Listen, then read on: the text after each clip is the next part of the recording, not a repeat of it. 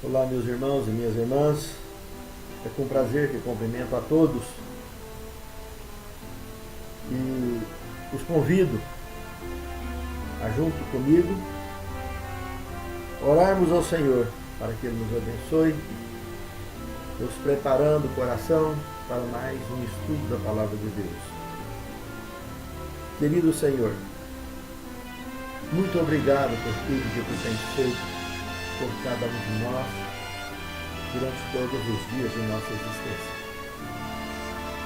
De uma maneira muito especial agora, te agradecendo por tudo, também queremos te pedir que Tu abras os nossos corações, o nosso entendimento, para compreendermos o que Tu tens preparado para nós nesta lição da Tua Palavra. Encha-nos de conhecimento e, acima de tudo, da capacidade de praticarmos para que possamos interagir contigo da maneira mais simples, objetiva e real possível na nossa relação diária contigo. É o que te pedimos, agradecidos, em nome de Jesus. Discipulado e oração. Terceira lição desse trimestre. O tema central, fundamentado no Evangelho de São João, capítulo 17, verso 20 e 21. Não rogo somente por estes, mas também por aqueles que vierem a crer em mim, por intermédio da sua palavra, a fim de que todos sejam um. E como és tu, ó Pai, em mim e eu em ti, também eles sejam em nós, para que o mundo creia que tu me enviaste. Meus amados, esse texto da Palavra de Deus, dentro da oração intercessória de Cristo, autentica a inerrância da Palavra de Deus. Mesmo a Palavra de Deus tendo sido atacada como foi durante a história da sua existência, esse texto acaba de expor em alto e bom som a voz da palavra viva do verdadeiro espírito da letra, que verdadeiramente nos vivifica. Lembra que Paulo diz que a letra mata, mas o Espírito é que vivifica? Isso aqui é a palavra viva. Jesus, naquele momento, orou por quem estava ali com ele e quem viria até enquanto ele voltasse. E ainda pediu para o Pai que não só aqueles, mas os que viriam também pudesse ser um juntamente com a Trindade, a fazer parte da Santíssima Trindade. Que pedido maravilhoso, que expressão maravilhosa, que com isso abre um gancho do próximo tema, o segundo tema, porque com isso ele expôs a compaixão provada pelo tempo, que é o segundo tema. Meus amados, Jesus sabia dos problemas que os seus discípulos de todas as épocas enfrentariam. Não só no presente, mas também no futuro. Mas como ele tinha consciência do que eles enfrentaram no passado também. Aqui a lição, nesse tema, acaba de abordar um exemplo interessante, lá no livro de Daniel, capítulo 9, do verso 2 até o verso 23. Tem a oração de Daniel com o resultado da oração. E observem que essa oração de Daniel, comparem com a oração do Pai Nosso para ver como é idêntica. Leia e observe as formas com que o profeta se aproxima de Deus, as maneiras. Que modelo maravilhoso de oração. E esse indivíduo constantemente recebia visitas de seres celestiais, como outros profetas também, outros servos de Deus. porque faziam a oração modelo correto e adorava a Deus em espírito e em verdade, nada vazio, nada falso, nada de fachada. O primeiro ponto da oração de Daniel é a confissão representativa, sempre se incluindo como membro do povo de Deus e orando pelo povo de Deus. Admitir que é o mortal e todo mortal está sujeito ao pecado. E depende do perdão de Deus para se manter vivo na graça, pela fé. E sempre lembrar que não importa se ele está muito bem, médio ou muito mal, quantos e quantos estão caídos pela sarjeta do pecado dentro do povo de Deus. E nós devemos estar orando, lembrando disso o tempo todo. Jamais se esquecer disso. Confessar o nosso pecado. E pedir perdão pelo pecado do nosso lar e do povo de Deus que habita sobre a face da terra. O segundo ponto da oração, na altura do verso 13 a 14, aí de Daniel 9, nós vimos que ele tinha uma consciente necessidade da dependência divina para a conversão. Analise como ele tinha consciência disso, que precisava que não somente de reconhecer, mas de pedir a Deus que o ajudasse, ele e ao seu povo, a se converter verdadeiramente e andar da maneira que agrade a Deus. Um terceiro ponto aí na oração, na altura do verso 16, no capítulo 9 de Daniel, ele suplica. A súplica do perdão é indispensável.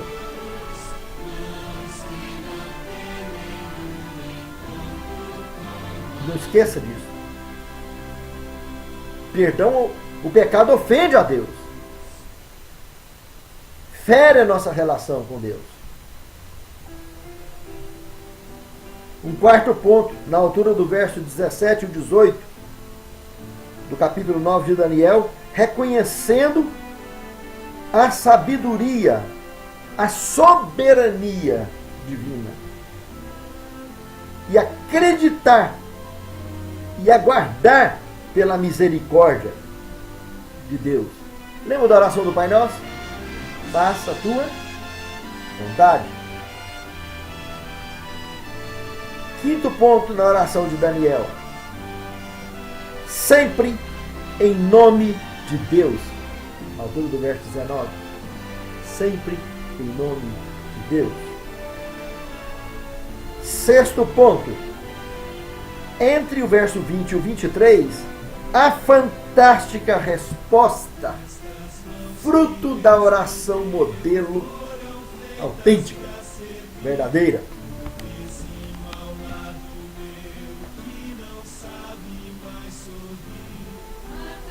As chances de uma oração feita corretamente,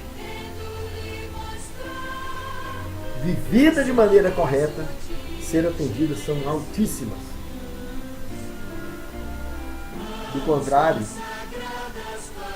o risco de não passar do teto é quase pleno. Tempo para a oração. Veja que nos textos aqui apresentados em Mateus, Marcos, Lucas, em todos os evangelhos, se analisarmos todos os momentos de tempo para a oração que Jesus dedicou, e das maneiras mais variadas, nós podemos sintetizar que o Filho de Deus deixou um perfeito exemplo de um homem de oração, dependente 100% da graça do Pai, e se fortalecia, tanto a sós, como diante de outras pessoas, através do indispensável poder da oração. Vigiar e orar. Dedicar tempo com Deus é a melhor e mais sensata atitude de qualquer mortal.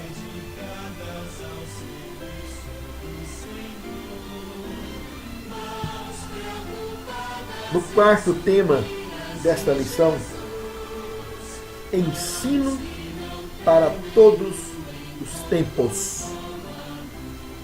Observe aqui, meus queridos irmãos,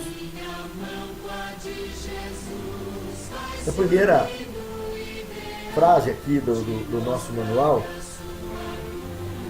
tem algo muito interessante que o autor comentou. A oração liga miraculosamente pessoas finitas ao Criador infinito. Só que os ensinos que vêm para nós aqui neste tema hoje nos apresenta que, em poucas e boas, a humildade diante de Deus e dos homens durante a oração precisa ser espontânea e clara.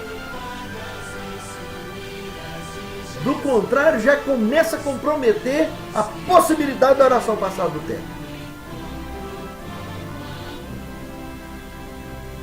Nós vimos aqui alguns exemplos em Mateus capítulo 6, versos 7 e 8. Jesus já inicia criticando as vãs repetições. E o que dizer de orações com bocejos, orações morrendo de sono, orações de fachada, oração de rotina? Tudo não passa de orações vazias. Oração não é bater ponto. Oração não é reza repetitiva. Oração não é barulho, que Deus não é surdo.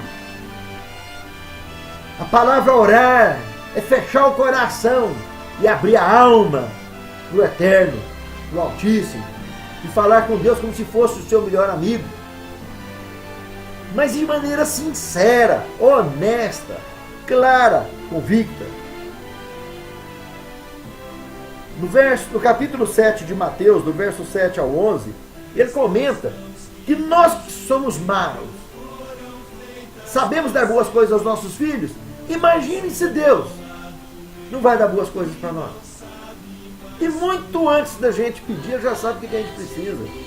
Mas é importante termos a iniciativa e a consciência de que dependemos do Pai para alcançarmos o necessário para o nosso cotidiano, seja do ponto de vista material ou espiritual. Por isso, a importância da oração. Lá no capítulo 18 de Mateus, também no verso 19 e 20, ele comenta uma regrinha interessante, que se duas pessoas tiverem acordo no mesmo consenso de pedir a Deus e orar juntos, aonde estiver dois ou mais em meu nome, ali eu estarei no meio deles. E por que Deus não irá nos atender, né?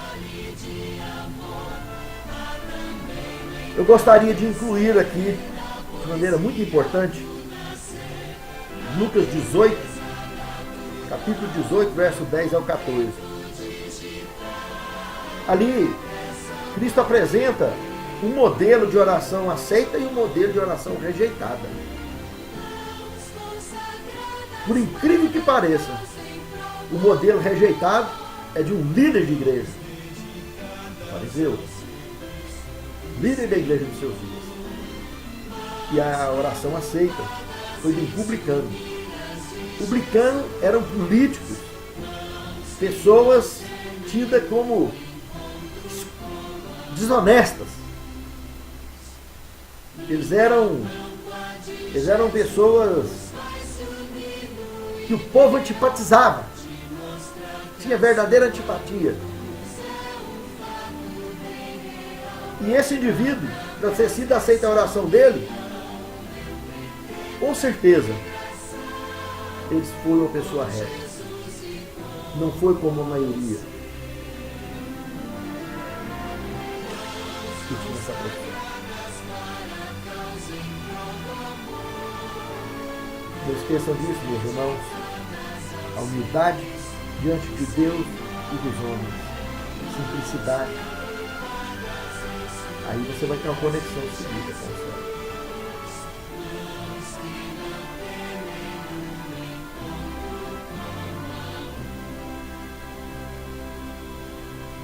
O quinto tema: compaixão para todos os tempos.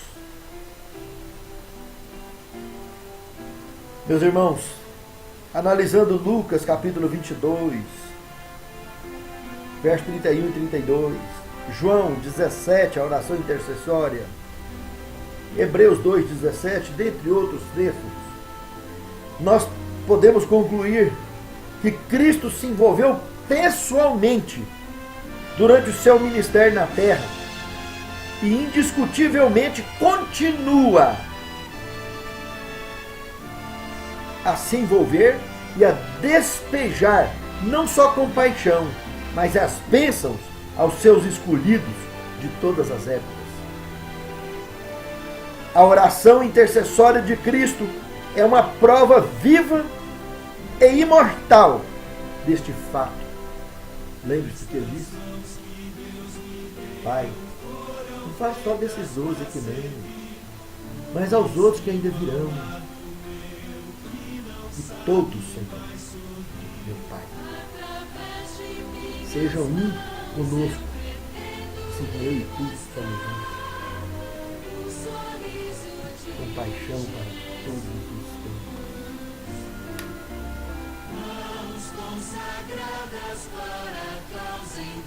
Na lição do 6º tema, compaixão reproduzida em todos os tempos. Olha que expressão de sabedoria que o editor dessa lição, o autor dessa lição, colocou na primeira frase aqui também. A mais sincera oferta de louvor é a imitação. Os discípulos, os seguidores de Cristo de todos os tempos, que buscaram imitá-lo, alcançaram verdadeiramente a vitória e descansaram como vitoriosos na galeria dos campeões da fé. Isso antes de Cristo, durante o tempo de Cristo e depois de Cristo e até os nossos dias. Essa galeria não para de agendar nomes, de incluir nomes. Só acho lamentável saber que nomes também podem ser retirados daí, dessa galeria. Porque as pessoas, por livre-arbítrio, às vezes pela rotina, às vezes pela falta de apego verdadeiro com Deus, passa a se apegar com o mundo e seus cuidados, acaba se acomodando espiritualmente, e quem um dia esteve lá na galeria, aquecido na fé,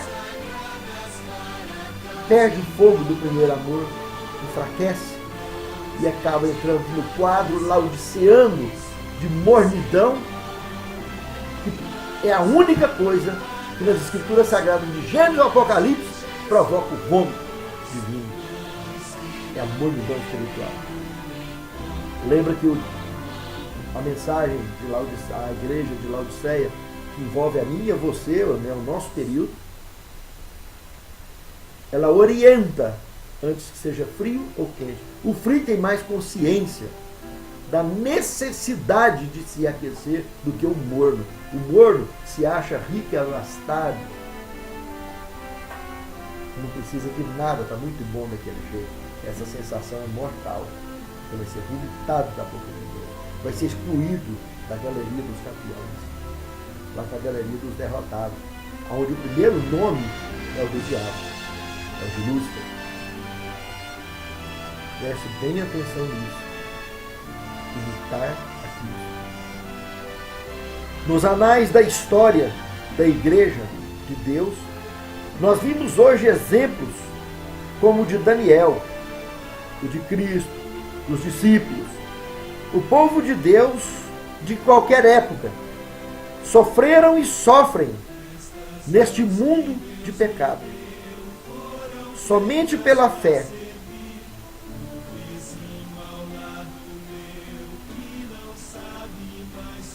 que foi possível realmente alcançar a compaixão divina de forma permanente. Qualquer um que pela fé buscar pela fé alcançará sempre a compaixão divina. Inclusive, já no antigo santuário, lembra que tinha um lugar lá no Santíssimo, lá no lugar santíssimo? Abra sua Bíblia lá e confere em Êxodo, capítulo 30, verso 6. E lá em Hebreus, capítulo 9, verso 3 e 4. O altar de incenso era colocado no lugar santíssimo, em frente à arca. Representava a intercessão, ou as orações intercedidas, as orações que o povo fazia a Deus. E se você for lá, no Apocalipse, no capítulo 5, verso 9, lá no altar, nesse mesmo altar, lá no Santíssimo, lá no céu, nos mostra o profeta João, numa visão escatológica fantástica, sendo projetado a um futuro muito distante aos dias dele, mas ele viu, ele estava lá e viu, que naquele altar era um lugar, como um portal, que Deus, ele não só vê e ouve as orações, como atende através desse portal. Lembra da oração de Daniel? Daniel estava lá, orando, e quando o anjo chegou nele, a partir do verso 20 ao 23, e disse para ele, Daniel, no começo da sua oração saiu a ordem, e eu já vim para te declarar. Quer dizer, Deus, conforme o profeta João estava dizendo, estava em frente ao trono, junto com o cordeiro, vendo o que estaria acontecendo num futuro, muito além dos seus dias, e ele relatou que as almas debaixo do altar, clamando por justiça, e o que Deus disse para eles ficar tranquilos, que muito para frente ainda vai ter outro número de mortes, que serão mortes como ele, se tratando do decreto dominical dos nossos dias. E foi-lhes dado cumpridas as vestes brancas, exatamente as vestes brancas lá da Laodiceia, que é para o meu tempo e o seu. Aconselho-te que de mim compre ouros provados no fogo para que te enriqueças, colírio para colocar nos olhos, para não enxergar, para encobrir a sua nudez, para não enxergar a sua nudez, para que haja discernimento espiritual entre o bem e o mal, entre o correto e o errado, e vestes brancas para cobrir a nudez. Um trio indispensável para qualquer membro da Laodiceia, desde o dia que ela começou, em 22 de outubro de 1844, até a volta de Cristo. Nesta igreja, foi classificado 3 tipos de cristãos: morno, frio e quente. Morno provoca vômito divino. O frio, se continuar frio, está fora. Todos dois, tanto frio quanto morno, precisa aquecer com o fogo do batismo de fogo, do batismo do Espírito Santo também, e do batismo das águas também. Viver os 3 batismos é fundamental para a interação com a missão do ídio, com a missão do Espírito Santo de convencer o mundo do pecado, da justiça e do juízo. Nós interagimos convencendo, o Espírito Santo convertendo as almas que convencemos. E a primeira alma a estar convencida deve ser a minha, eu mesmo, você mesmo. Para em seguida você estar apto, está bem, está firme para convencer o outro. E isso não é para ontem, e isso não é para amanhã, isso é para já. Porque o seu dia você não sabe. Por isso, é hoje o momento da decisão, é agora. Porque amanhã pode ser muito tarde.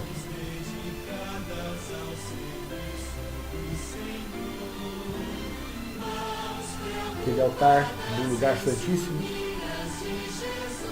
é um portal da eternidade, onde um dia eu e você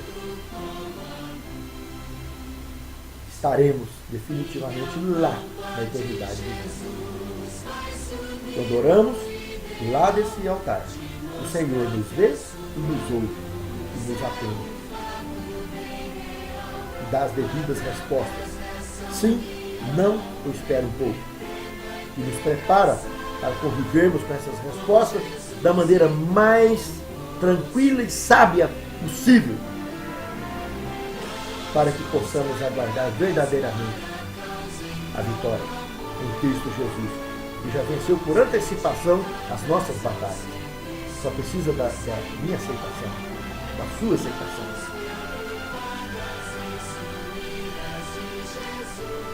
O último tema, o sétimo tema desta lição,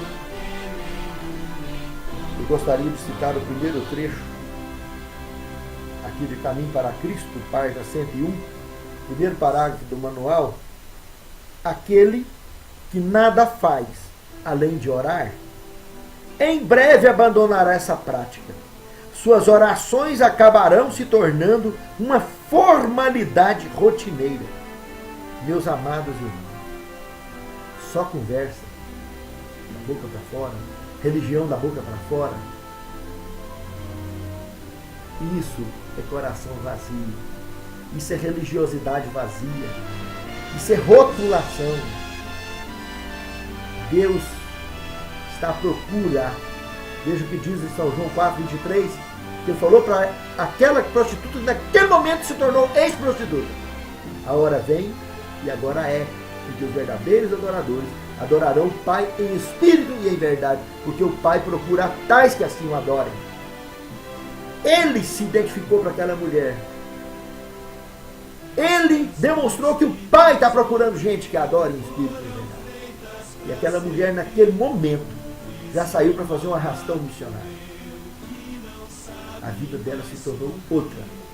Ela se tornou uma fonte a jorrar. E você? E eu? Querido Senhor, faça-nos também, Senhor, nos tornarmos fontes vivas da água da vida, porque acreditamos que Tu habita em nós. Acreditamos que através do Teu Santo Espírito Tu podes guiar o leme da embarcação da nossa vida e nos fazer, Senhor, aportar-nos na Canaã celestial. Encha-nos das Tuas bênçãos, acima de tudo da simplicidade, de podermos não só falarmos contigo, mas convivermos com o mundo ao nosso redor, não só pregando, mas dando exemplo e Te adorando acima de tudo, em espírito e em verdade. Conduza-nos sob Teus cuidados. É o que Te pedimos e Te agradecemos. Em nome de Jesus.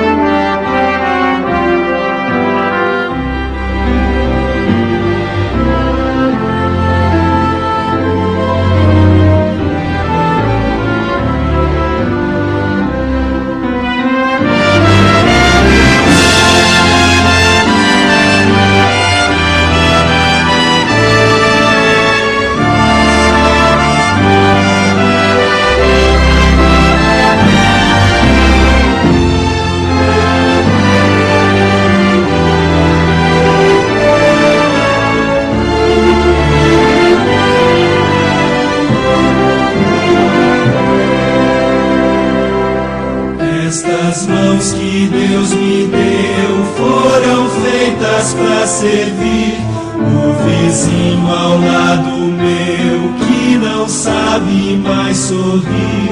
Através de minhas mãos eu pretendo lhe mostrar o sorriso de Jesus. Mãos consagradas dedicadas para a causa em prol do amor, mãos dedicadas ao serviço do Senhor, mãos preocupadas em se unir às de Jesus, mãos que não temem o encontro com a luz. Há no céu, no mar, na flor, um detalhe de amor. Há também no entardecer a poesia do nascer. Na beleza natural eu contemplo digitar essa mão que me criou. Mãos consagradas para a causa em prol do amor, mãos dedicadas ao serviço do Senhor, mãos preocupadas em se unir às de Jesus, mãos que não temem o encontro com a luz. Minha mão com a de Jesus vai se unir no ideal de mostrar que a sua cruz é um fato bem